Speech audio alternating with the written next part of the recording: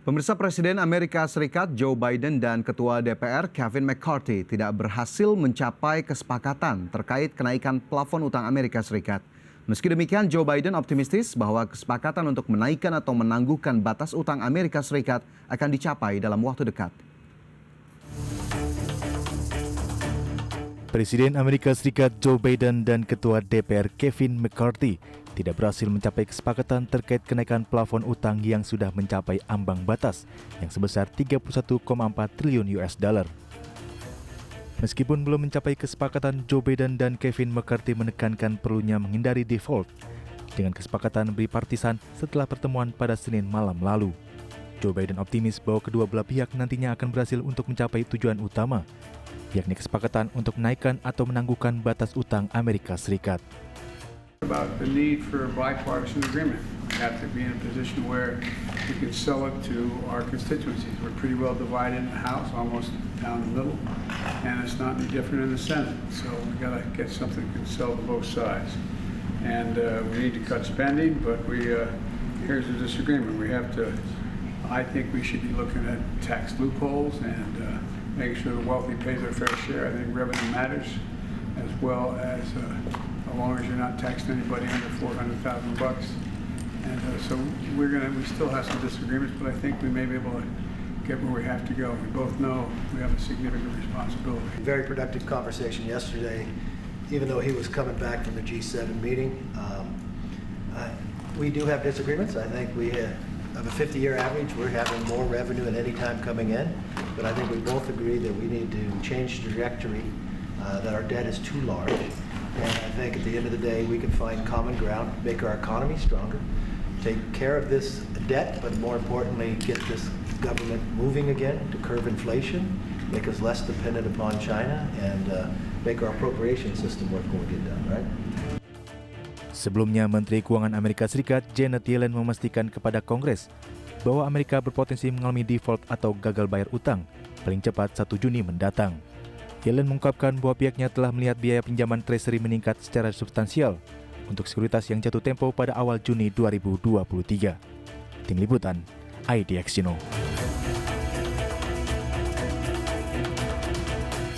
Ya, pemirsa, Amerika Serikat terancam bangkrut lantaran utang yang melambung hingga 31,4 triliun dolar Amerika atau setara dengan 483 ribu triliun rupiah tak bisa dibayar. Menteri Keuangan Amerika Serikat Janet Yellen menyebut pemerintah Amerika Serikat kemungkinan besar akan gagal membayar utang atau default pada awal Juni mendatang jika Kongres gagal menaikkan atau menangguhkan batas utang. Ya, Janet Yellen mengatakan menunggu hingga saat-saat terakhir untuk menangguhkan atau menaikkan batas utang dapat menyebabkan kerugian serius terhadap keyakinan bisnis dan konsumen, meningkatkan biaya pinjaman jangka pendek bagi pembayar pajak, dan berdampak negatif terhadap peringkat kredit Amerika.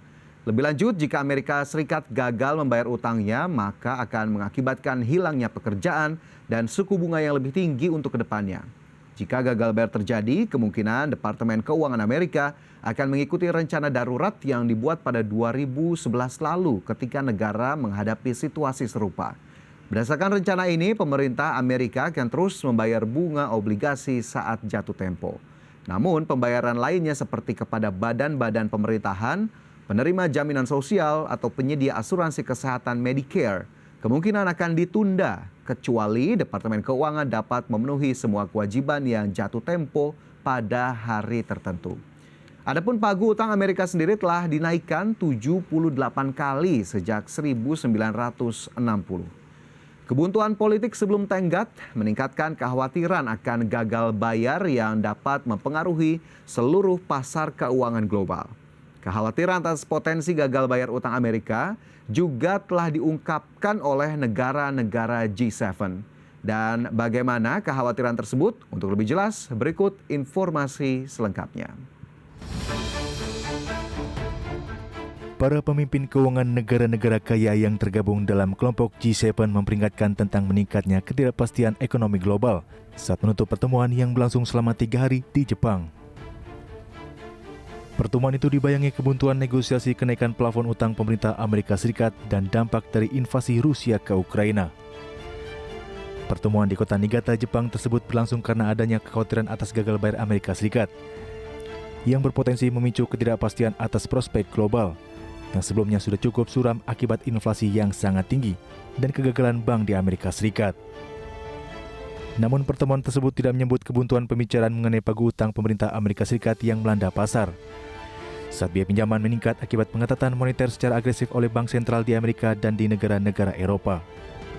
Sementara itu, Menteri Keuangan Amerika Serikat Janet Yellen menekankan kebutuhan mendesak Kongres untuk mengatasi plafon utang. Yellen bahkan menggarisbawahi konsekuensi nyata dan parah dari gagal bayar utang Amerika Serikat kepada sistem perbankan serta ekonomi domestik dan global. Yellen juga menggambarkan kegagalan untuk menaikkan atau menangguhkan batas utang akan menjadi malapetaka bagi sistem keuangan, rumah tangga, dan bisnis. Tim Liputan, IDX Channel.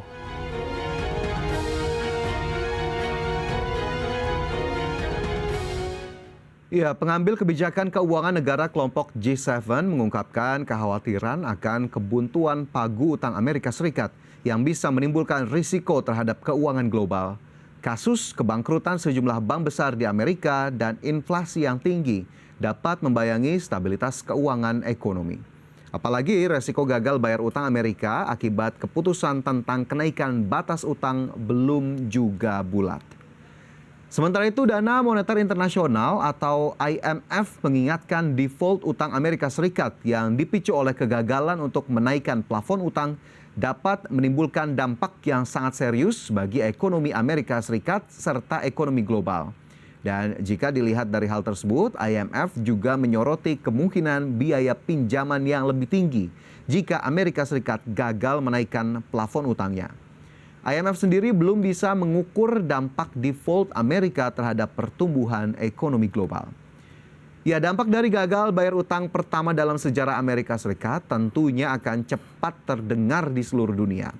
Pesanan bagi pabrik-pabrik China yang menjual elektronik ke Amerika Serikat bisa mengering, investor Swiss yang memiliki surat utang Amerika akan mengalami kerugian, perusahaan-perusahaan Sri Lanka tidak lagi dapat menggunakan dolar Amerika sebagai alternatif terhadap mata uang mereka yang tidak stabil. Dan jika default pemerintah berlangsung lebih lama, konsekuensinya akan jauh lebih buruk, yakni pertumbuhan ekonomi Amerika Serikat merosot, 7,8 juta pekerjaan Amerika Serikat akan lenyap, tingkat pinjaman akan melonjak, tingkat pengangguran akan melonjak dari 3,4% dari saat ini menjadi 8%, dan penurunan pasar saham akan menghapus 10 triliun dolar Amerika kekayaan rumah tangga.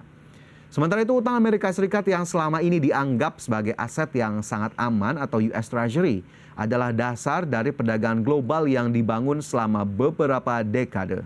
Dan default bisa menghancurkan pasar utang dari surat utang Amerika Serikat tersebut atau US Treasury senilai 24 triliun dolar Amerika yang menyebabkan pasar keuangan membeku dan memicu krisis internasional. Lantas sejauh ini bagaimana dampaknya bagi pasar keuangan Indonesia? Berikut rangkuman informasinya.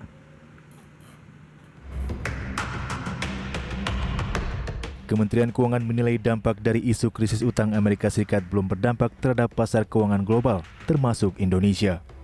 Direktur Jenderal Pengelolaan Pembiayaan dan Risiko Kementerian Keuangan Suminto mengatakan, efek dari isu potensi gagal bayar utang Amerika Serikat belum dirasakan oleh pasar keuangan Indonesia, sebab dinamika potensi antara perumus kebijakan Amerika Serikat masih berlangsung.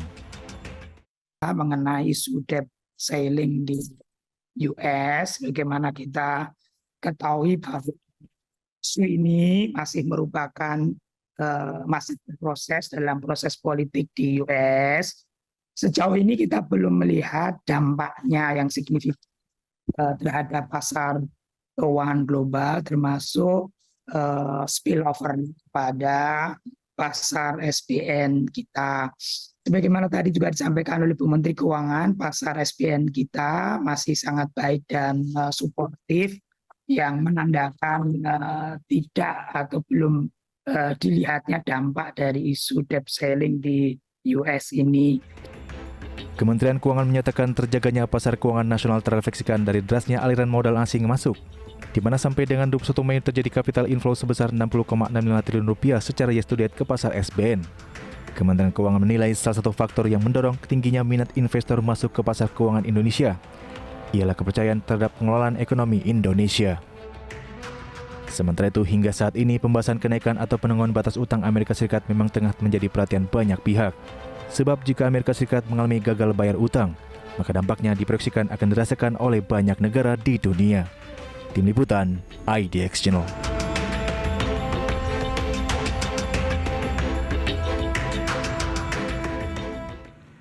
Ya, Presiden Bank Dunia David Malpass mengatakan risiko gagal bayar utang Amerika Serikat menambah masalah yang dihadapi ekonomi global yang sedang melambat saat ini. Hal itu juga diperparah dengan kenaikan suku bunga dan tingkat utang tinggi yang telah menghambat investasi yang diperlukan guna mendorong output yang lebih tinggi. Ya, sementara itu untuk pasar keuangan Indonesia, DJ PPR Kementerian Keuangan menilai pasar SBN Indonesia masih sangat baik dan suportif, sehingga belum tampak dampak dari isu gagal bayar utang Amerika Serikat. Yield SBN seri benchmark 10 tahun secara year to date ini turun 55 basis point, yang salah satunya didukung oleh capital inflow yang bisa menekan yield ke bawah. Wakil Menteri Keuangan Suhasil Nazara menekankan bahwa resiliensi dari perekonomian Indonesia salah satunya terlihat dalam bagaimana Indonesia dapat menjaga yield. Sedangkan Kepala Badan Kebijakan Fiskal mengatakan meskipun hadir isu debt ceiling dari Amerika Serikat, kondisi rasio utang terhadap PDB Amerika Serikat telah di atas 120%. Sedangkan porsi utang Indonesia pada 2022 berada di posisi 39% terhadap PDB. BKF pun memastikan bahwa APBN menjadi kebijakan fiskal untuk digunakan dengan efisien untuk mendorong pertumbuhan ekonomi.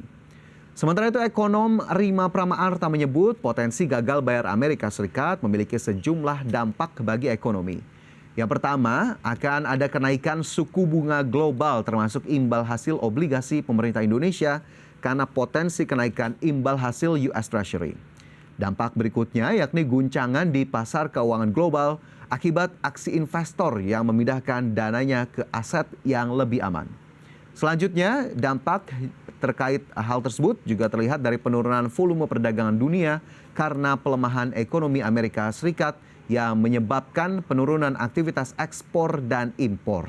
Dan kita harapkan memang pembahasan terkait dengan plafon utang ataupun penangguhan dari utang Amerika Serikat ini sendiri segera mencapai kata sepakat antara pemerintah dan juga Kongres serta DPR Amerika Serikat sehingga memang dampak-dampak sistemik bagi ekonomi global tadi bisa dihindari dan juga bisa diperkecil sehingga mungkin tidak ada gejolak-gejolak yang terjadi dari potensi risiko gagal bayarnya utang Amerika Serikat.